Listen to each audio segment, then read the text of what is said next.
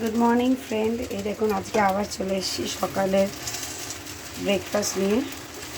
এই দেখুন আজকে বাড়িতে প্যানকেক বানাচ্ছি। আজকে বাড়ির বাইরে বেরোতে পারছি না, কেন কি আমাদের পাশে বাড়ির ভদ্রলোক মারা গেছে, তার আজকে শ্রাদ্ধ হচ্ছে।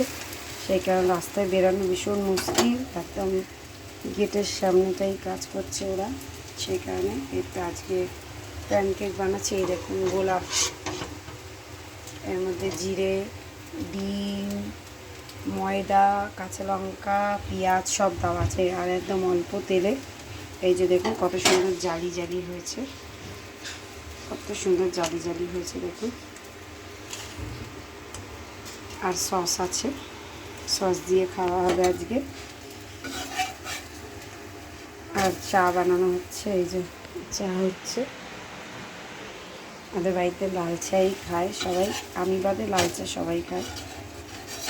দেখুন কত সুন্দর, কত সুন্দর এটা হয়ে যাচ্ছে। আর এই প্যানটা আজকে ইউজ করছি, কেন কি আমার আরও অনেক ফ্রাই প্যান আছে, কিন্তু আজকে মনে হলো এটাই করি।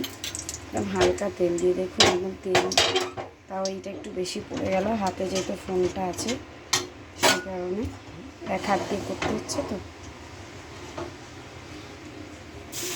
দেখুন এইভাবে সরিয়ে দিলে সুন্দরভাবে হয়ে যাবে।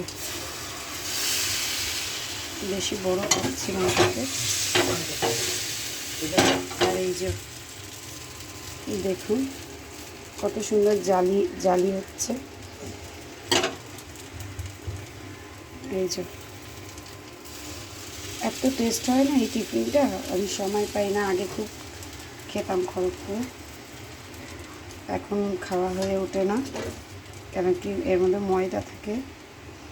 সুজি দিই, ময়দা দিই, সুজি দিই, আর আজকে সুজি বা আর কিছু দিইনি, অনেক কিছুই দিই।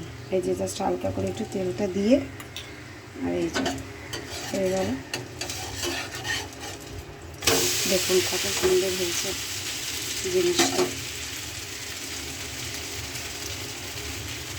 ভিডিওটা কেমন লাগলো বলবেন, যদি ভালো লাগে লাইক অ্যান্ড শেয়ার করে আমার পাশে থাকবেন। আর আশা করব এর পরের দিন রেসিপিটা শেয়ার করতে। Thank you so much.